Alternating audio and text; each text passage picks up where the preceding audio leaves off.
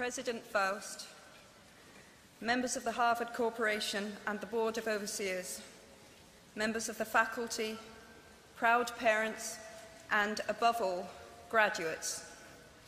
The first thing I would like to say is thank you.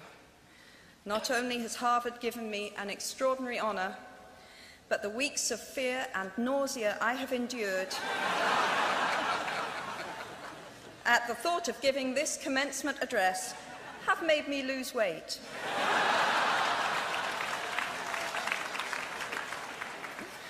A win-win situation. Now all I have to do is take deep breaths, squint at the red banners, and convince myself that I am at the world's largest Gryffindor reunion.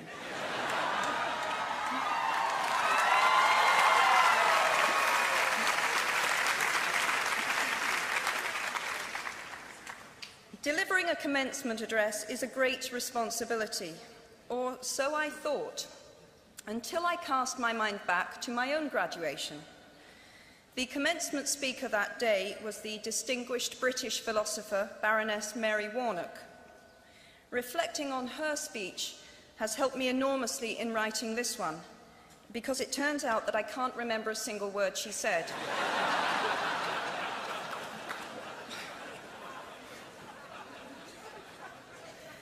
This liberating discovery enables me to proceed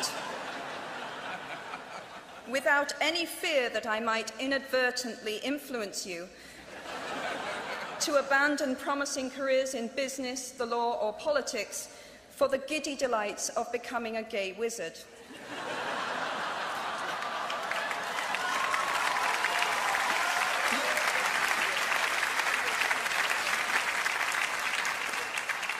You see, if all you remember in years to come is the gay wizard joke, I've come out ahead of Baroness Mary Warnock.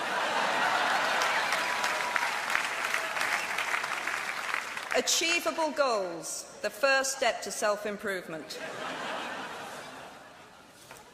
Actually, I have racked my mind and heart for what I ought to say to you today. I have asked myself what I wish I had known at my own graduation, and what important lessons I have learned in the 21 years that have expired between that day and this. I have come up with two answers. On this wonderful day when we are gathered together to celebrate your academic success, I have decided to talk to you about the benefits of failure. And as you stand on the threshold of what is sometimes called real life, I want to extol the crucial importance of imagination. These may seem quixotic or paradoxical choices, but bear with me. Looking back at the 21-year-old that I was at graduation is a slightly uncomfortable experience for the 42-year-old that she has become. Half my lifetime ago, I was striking an uneasy balance between the ambition I had for myself and what those closest to me expected of me. I was convinced that the only thing I wanted to do, ever, was write novels. However, my parents, both of whom came from impoverished backgrounds and neither of whom had been to college, took the view that my overactive imagination was an amusing personal quirk that would never pay a mortgage or secure a pension. I know the irony strikes with the force of a cartoon anvil now, but... So they hoped that I would take a vocational degree. I wanted to study English literature. A compromise was reached that in retrospect satisfied nobody, and I went up to study modern languages. Hardly had my parents' car rounded the corner at the end of the road than I ditched German and scuttled off down the classics corridor.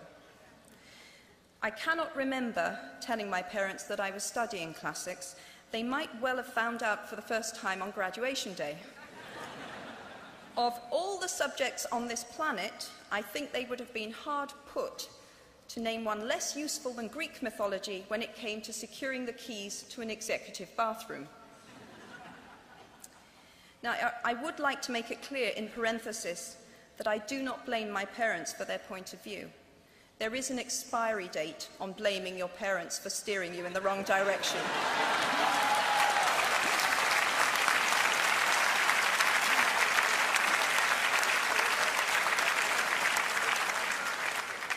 The moment you are old enough to take the wheel, responsibility lies with you. What is more, I cannot criticize my parents for hoping that I would never experience poverty. They had been poor themselves, and I have since been poor, and I quite agree with them that it is not an ennobling experience. Poverty entails fear and stress, and sometimes depression. It means 1,000 petty humiliations and hardships. Climbing out of poverty by your own efforts, that is something on which to pride yourself, but poverty itself is romanticized only by fools. What I feared most for myself at your age was not poverty, but failure. At your age, in spite of a distinct lack of motivation at university, where I had spent far too long in the coffee bar writing stories and far too little time at lectures, I had a knack for passing examinations, and that, for years, had been the measure of success in my life and that of my peers. Now, I am not dull enough to suppose that because you are young, gifted, and well-educated, you have never known heartbreak, hardship, or heartache. Talent and intelligence never yet inoculated anyone against the caprice of the fates, and I do not for a moment suppose that everyone here has enjoyed an existence of unruffled privilege and contentment. However, the fact that you are graduating from Harvard suggests that you are not very well acquainted with failure.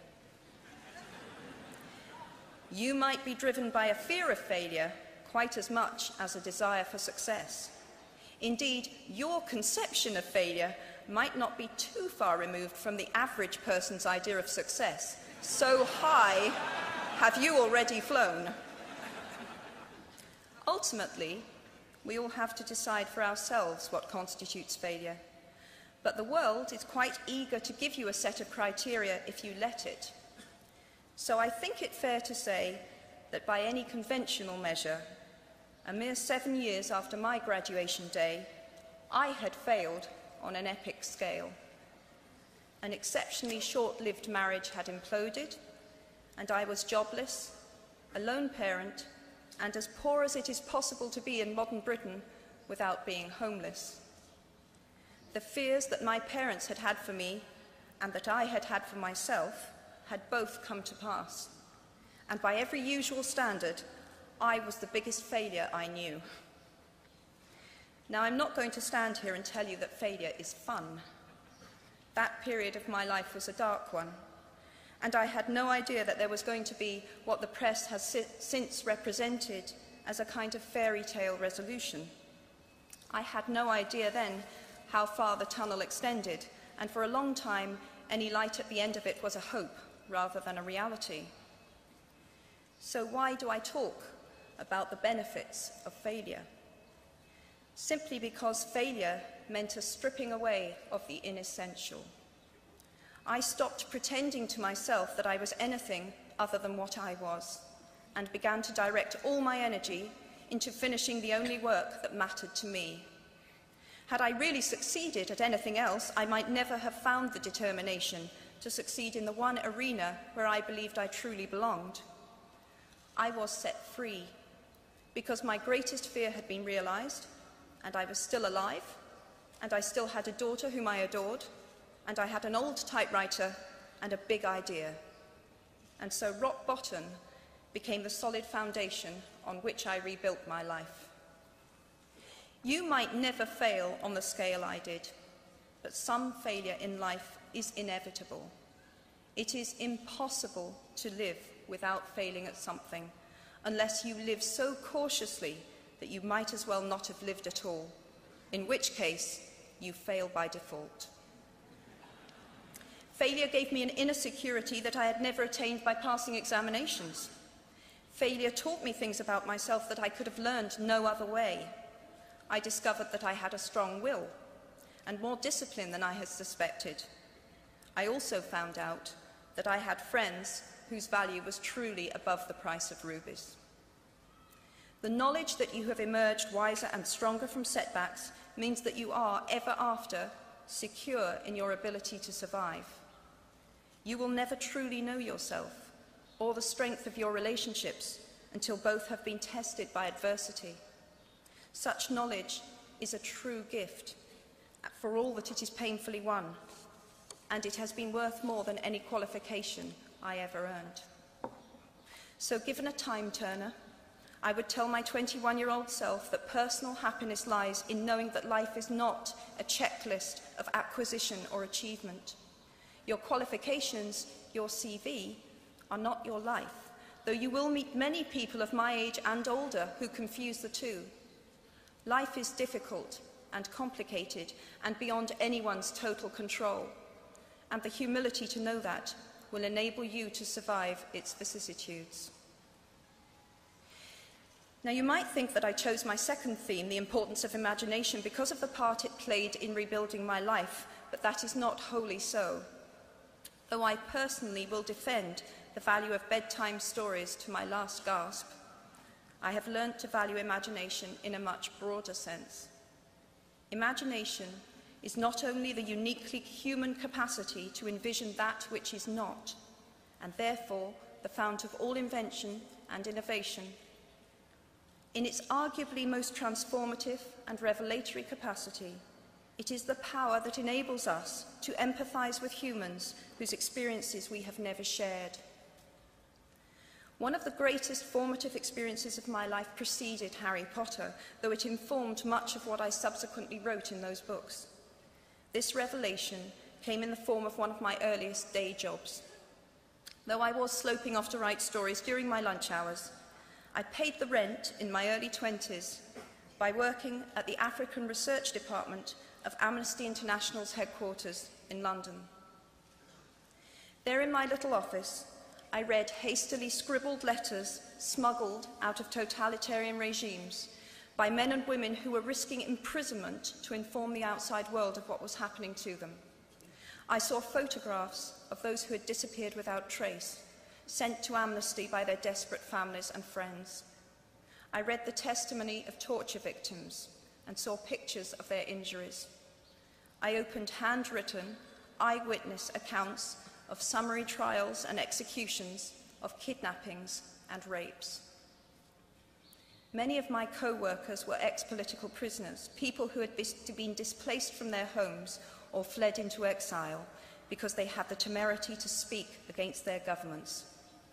Visitors to our offices included those who had come to give information or to try and find out what had happened to those they had left behind. I shall never forget the African torture victim, a young man no older than I was at the time, who had become mentally ill after all he had endured in his homeland. He trembled uncontrollably as he spoke into a video camera about the brutality inflicted upon him. He was a foot taller than I was and seemed as fragile as a child.